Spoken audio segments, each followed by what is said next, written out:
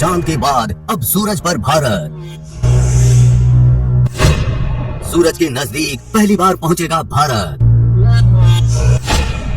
अब 24 घंटे सूर्य पर नजर रखेगा भारत।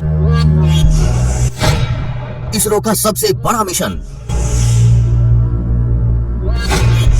जानिए क्या है आदित्य L1 मिशन। साथ ही जानेंगे अब तक कौन कौन से देश सूर्य पर जा चुके हैं। चलिए जानते हैं विस्तार से। आदित्य L1 सूर्य का अध्ययन करने वाला पहला अंतरिक्ष आधारित भारतीय मिशन होगा।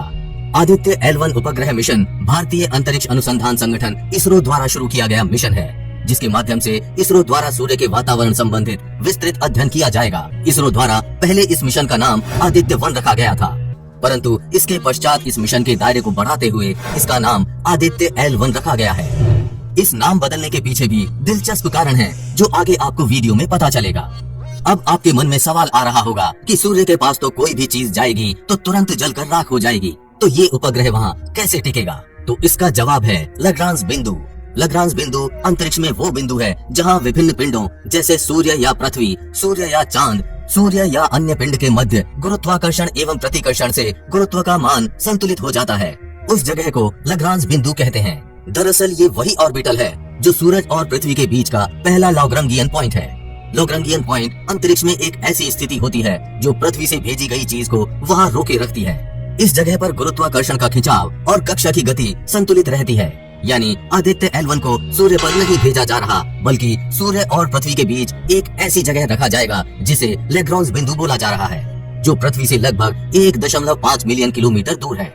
L1 बिंदु के चारों ओर प्रभामंडल कक्षा में रखे गए उपग्रह को सूर्य को बिना किसी बाधा के लगातार 24 घंटे देख सकते हैं।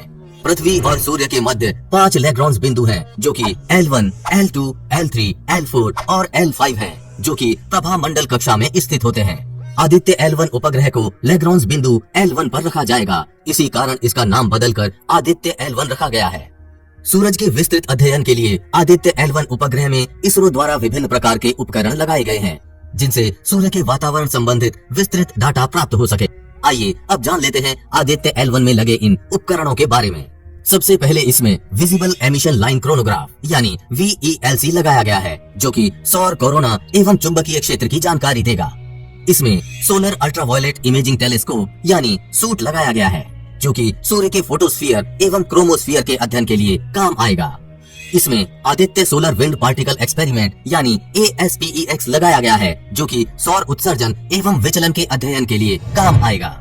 इसमें plasma analyser package for Aditya यानी PAPA लगाया गया है, जो कि सौर तूफानों की प्रकृति एवं विचलन की स्टडी हेतु काम आएगा।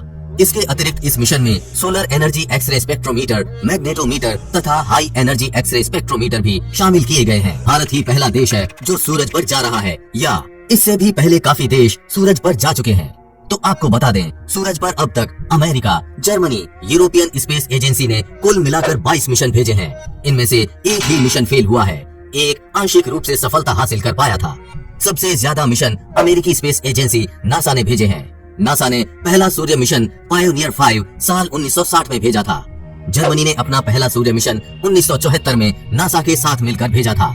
यूरोपियन स्पेस एजेंसी ने अपना पहला मिशन नासा के साथ मिलकर 1994 में भेजा था। नासा ने अकेले 14 मिशन सूर्य पर भेजे हैं। इनमें से 12 मिशन सूरज के ऑर्बिटर हैं, यानी सूरज के चारों तरफ चक्कर लगाते हैं। एक मिशन फ्लाई बाई है, दूसरा सैंपल रिटर्न था। नासा के पार्कर सोलर प्रोब ने अब तक सूरज के आसपास से 26 बार उड़ान भरी है। हालांकि ये अब भी सूरज के तय ऑर्बिट में पहुंचने में समय लेगा, क्योंकि ये अब भी रास्ते में ही है। नासा के साथ यूरोपियन स्पेस एजेंसी ESA ने 4 मिशन किए हैं। ये थे उलिसस और सोहो। उलिसस के 3 मिशन भेजे गए हैं। यूरोपियन स्पेस एजेंसी ने अकेले सिर्फ एक मिशन किया है, वो है सोलर ऑर्बिटर। ये 2 साल पहले लॉन्च किया गया था। ये स्पेसक्राफ्ट अब भी रास्ते में है। वहीं जर्मनी ने 2 मिशन किए हैं, दोनों ही नासा के साथ मिलकर। पहला 1974 में और दूसरा 1976 में। दोनों का नाम हेलियोस A और हेलियोस B था।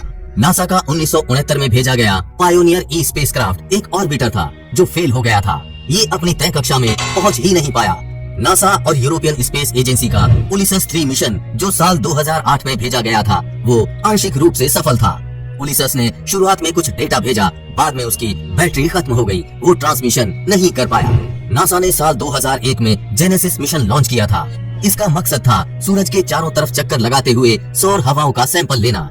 उसने सफलता हासिल की और सौर हवाओं का सैंपल लिया और धरती की तरफ लौटा, लेकिन यहाँ पर उसकी क्रैश लैंडिंग हुई। हालांकि नासा के वैज्ञानिकों ने अधिकतर सैंपल कलेक्ट कर लिए थे। अब जानते हैं क्या काम करेगा भारत का आदित्य L1। आदित्य L1 को अंतरिक्ष में ऐसी जगह स्थापित किया जाएगा जहां से सूर्य पर होने वाली घटनाओं पर 24 घंटे अध्ययन किया जा सकेगा। इसके माध्यम से इसरो द्वारा सौर कोरोना, सूर्य के वातावरण, सौर हवा, कोरोनल मास इजेक्शन CME, सौर उत्सर्जन, सौर तूफानों एवं सूर्य के चुंबकीय क्षेत्र का अध्ययन किया जाएगा। अब आपके मन में सवाल आ रहा होगा कि सौर कोरोना, सौर तापमान, कोरोनल मास इजेक्शन CME और सौर उत्सर्जन क्या होता है। तो चलिए जान लेते हैं इसका भी जवाब। सौर कोरोना को सूर्य किरीट या सूर्य मुकुट के नाम से भी जाना जाता है।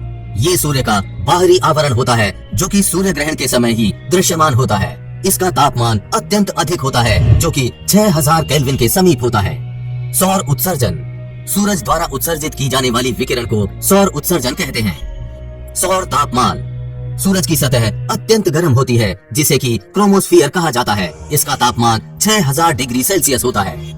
कोरोनल मास इजेक्शन CME, सूर्य से कोरोना एवं संबंधित चुंबकीय क्षेत्र का निर्वात में उत्सर्जन कोरोनल मास इजेक्शन कहलाता है।